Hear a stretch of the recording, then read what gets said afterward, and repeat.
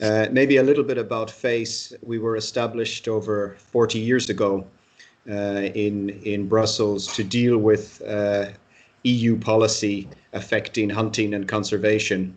And we represent our members, which are Europe's national hunting associations, which account for 7 million hunters. And we deal with all topics that affect hunting and conservation, everything from the reform of the Common Agricultural Policy to invasive alien species regulation, to firearms, and to all of the work at the international level on nature and biodiversity policy. And we work with a wide range of different stakeholders as well. Our daily job is working on promoting hunting now and for the future. And our mission is that sustainable hunting is widely accepted as an integral part of European culture and a vital tool for the conservation and management of European nature and wildlife. And that topic is very relevant to the discussions you've been having today. But unfortunately, my Swedish is quite poor, so but it's also relevant to what I'll come to, which is lead in ammunition. Here's the last time FACE members met in person. And you'll also note the president of FACE is Torbjörn Larsson, who is also, as you know, the president of the Swedish Association for Hunting and Wildlife Management. Briefly, our members are quite diverse. We have some very big members. For example, our French member accounts for over 1 million hunters. But we have several members that are very active, that would have in excess of 100 staff, and that really contribute to FACE's work, for example, in groups. And it's great to see the Swedish Association for Hunting and Wildlife Management is very active in FACE and has a lot of good experts to contribute to our policy and decision making. You may ask why the need for FACE. Well, we estimate that 80% of the rules affecting hunting and conservation are coming from Brussels. And this picture tells that story nicely. If you look at what's regulated by Brussels, you've everything from the categories of firearms that can be used, the types of birds that can be hunted, the shape of the European countryside through the Common Agricultural Policy, everything from the pet regulation, and also to what ammunition can be used in the future. And it's a very big program of work that we have, and we have 15 staff in the office in Brussels. And I should add that we work very closely with our members. We're mainly dealing with the European Commission and the European Parliament, but of course EU decision making involves the Council and the government. So our members are very active in that respect. And our staff, we have staff from the north of Finland ranging to the south of Greece. And we have several different languages within the office in Brussels. And we're also financed by the European Commission's LIFE program as well through a LIFE operating grant. Okay, I'm going to move to the topic of lead in ammunition. And just from a policy perspective, many of you will know that the African Eurasian Migratory Waterbird Agreement has been a key player in terms of promoting the phase out of lead shot for hunting over wetlands, over 20 years ago. And 22 EU member states have already phased out lead shot for hunting over wetlands. And this is something that FACE has supported for over 20 years now. And the countries that haven't taken action are Ireland, Poland, Romania, also Slovenia, but that's not really a big water bird hunting country, and Malta doesn't really have wetlands that they hunt over. So really it's 3 countries, and I'm excluding the UK here. I'm just referring to the EU countries. The Convention on Migratory Species has also taken an interest in lead and ammunition over the past 10 years. And they have a recommendation that calls for a phase out of all lead in all ammunition, but the parties agreed that that is up to the parties if they want to do that and how they wish to do that. And the International Union for Conservation of Nature also has a resolution and ammunition that's focused to water birds and wetlands and other areas of high risk. For example, where you have populations of vultures in the Alps that may be at risk. But things have been very interesting in the last few years when the European Commission has taken an interest in regulating lead and ammunition. And we're just at the final stages of scrutiny for the Commission's proposal on regulating lead shot for hunting over wetlands. And this should have been actually a very easy process, and really it should have been already in law a number of years ago. And I want to explain that story a little bit about the Commission's approach, and this will I'll come back to this towards the end of my presentation in terms of the future moves to transition to non-lead and the importance of having workable regulation.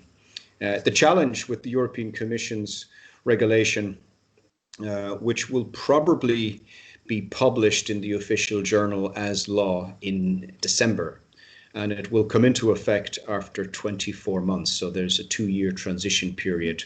And normally this shouldn't affect the 22 member states that have already phased out lead shot for hunting over wetlands, but it will, and it will because of how wetlands are defined. And the proposal includes the use of the full Ramsar definition, which includes peatlands and peatlands without visible water. And no member state has used the full Ramsar definition with respect to all peatlands thus far. And you can see this will have an interesting impact, particularly on the Nordic countries. This is the peatlands map that the European Chemicals Agency used. And you can see the extensive areas of peatlands in the Nordic countries, but also north of England, Scotland, Ireland, also the Baltic countries and Poland. And I should add that this is EEA relevance. It will also include Norway and Iceland as well. And if it's published before the end of December, it will also include the UK. We were seeking clarity throughout this process, and FACE was actively engaged with its members in the opinion making in the European Chemicals Agency and in the period of scrutiny. And we had a number of key concerns, and they related to areas of temporary water, in particular because the Commission had clarified that any area temporarily covered by water is a wetland. And they provided this response when we asked them, how do you deal with a small area of water in an otherwise dry field after rainfall? And that was clear that that would constitute a wetland. But problems were highlighted throughout, and ECHA's enforcement forum had acknowledged if you use this full Ramsar definition, it will create problems. And they said it will create serious problems for an enforcement perspective. And I'll give you some examples shortly, but FACE was very active in communicating on this, and we were quite clear in our communications that we are 100% in favor of phasing out lead shot over wetlands, but this must be done in a way that's understandable to Europe's hunters and understandable for enforcement officers at the member state level. And we had met with Commission officials on numerous occasions, including the Commission's legal services and including the Environment Commissioner. And it also picked up a lot of media coverage in recent months and in recent days. And you have cases like this where we were not so sure, and I think you showed a picture like this to 100 hunters and 100 enforcement officers, you'd get very different answers as to whether this constitutes a wetland or not. So pictures like this are quite confusing, but definitely you have peatlands here and peat soils. Areas like this, grouse hunting in the north of England, these are clearly peatlands, so these will be impacted. And the question is, how can this be applied with respect to the objective, which is protecting water birds over wetlands? And there were a lot of questions about the scope and extending the scope of this and whether this is disproportionate or not. And I'll show you some examples of some confusion that will apply in Nordic countries as well, because you have a lot of areas under peatlands, under peat soil with no visible water, and you have a lot of ground under forestry. So it's very clear you will have clear areas of water which are wetlands. And I should add that the proposal also includes a 100-meter buffer zone around any water. So here on the right you have very clear wetlands, but on the left they are 100% peatlands, so they are also wetlands as well. And a picture like this in the west of Ireland, it's really difficult to know how to approach this. Certainly on the mountains you have peatland habitat types, you have wet and dry heath, but you also have a lot of grassland under peat soil. This will get even more confusing because you have a lot of forestry under peat soil that can be categorized as peatlands in the Nordic countries. And we showed pictures of these to Commission officials, and they got a little bit frustrated when we were showing them these types of pictures because they couldn't tell us whether these were peatlands or not. And even defining peatlands is quite contested, even if you ask peatland biologists and ecologists. And a number of these pictures just to show that it's difficult to know whether these are peatlands or not. This last picture is, I would say, clearly a peatland, but no visible water. And throughout this process, the European Chemicals Agency acknowledged the problems with including, buffer zones, but the problems with including this Ramsar definition. So, as I said, you've 22 member states with laws that are understandable, and this will create new problems. And the Risk Assessment Committee under ECHA acknowledged this, and the Socioeconomic Assessment Committee under the European Chemicals Agency acknowledged the difficulty in identifying certain types of wetlands. And there's more examples here. So it will limit the enforceability and limit the compliance if this full Ramsar definition is used. And also with respect to enforcement. So we've had this period of scrutiny. Really, it was back in 2015 and 2016 when the process started.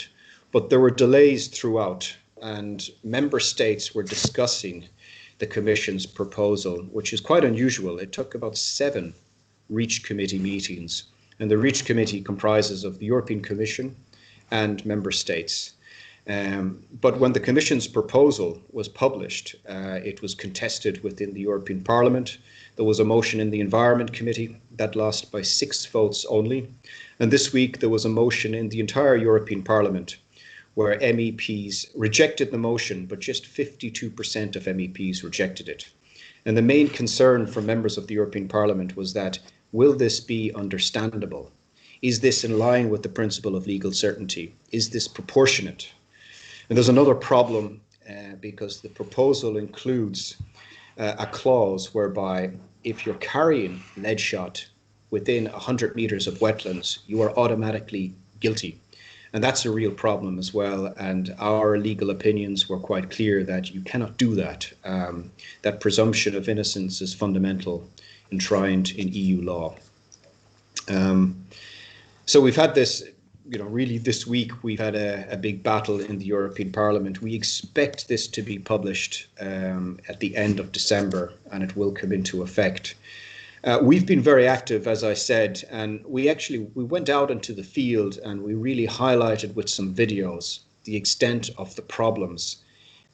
Because this is a regulation with direct effect, how it can be enforced. And we showed small areas of water. We explained that if you read the Commission's text from a legal perspective, these will constitute wetlands.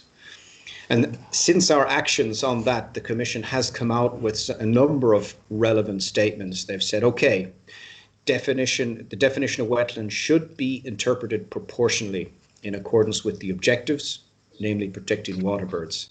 And the Commission might issue guidance. And the Commission has also stated that national authorities are best placed to take account of their own territories. And it's likely that the Commission might ask the European Chemicals Agency to provide guidance on this topic. In summary, this should have been very easy, and we had, provided, very clear legal text on how this, how you can make a good law. So that's the story of recent months and years of the EU's approach to regulating lead shot over wetlands. But things will get interesting in a couple of years, because the Commission has asked the European Chemicals Agency to prepare a restriction on all lead in all ammunition.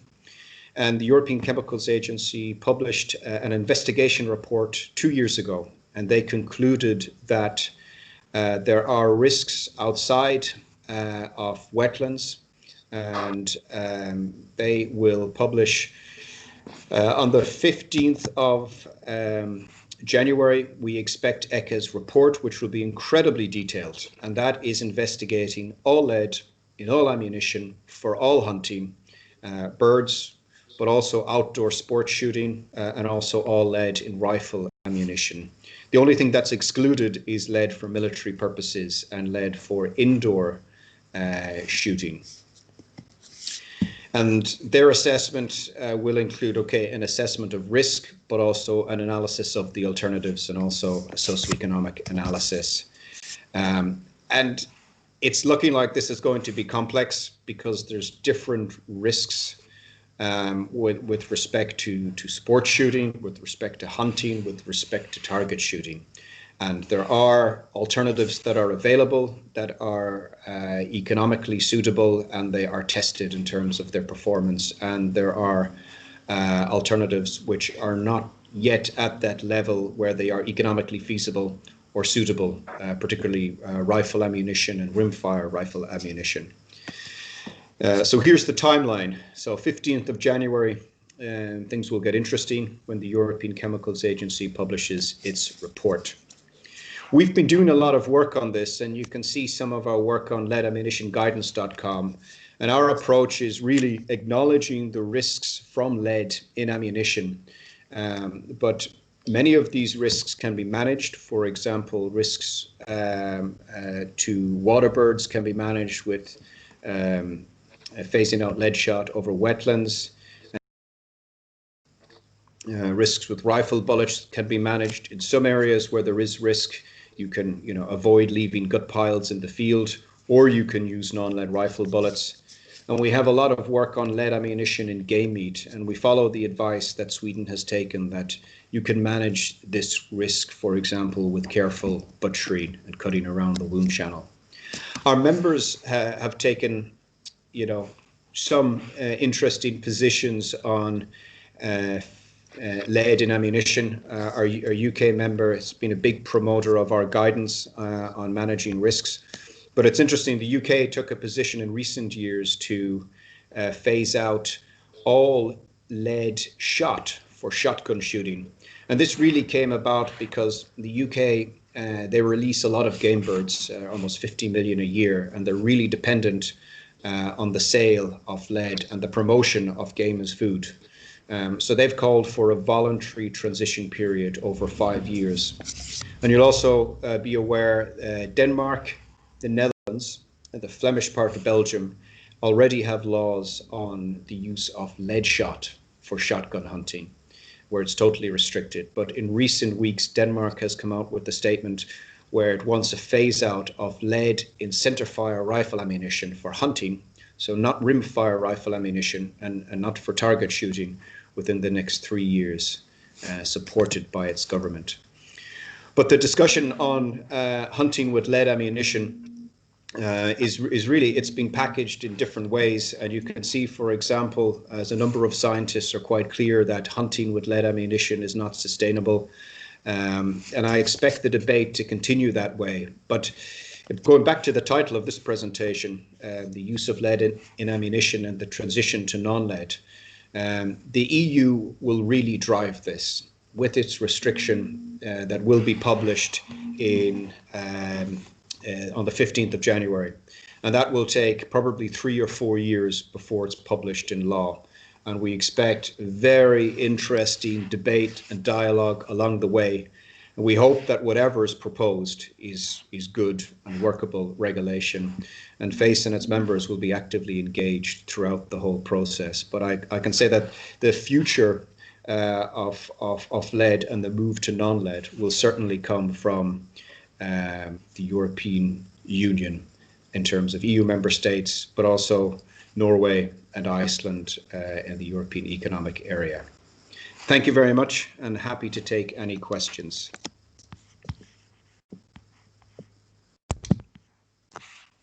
Well, good afternoon, David. I have a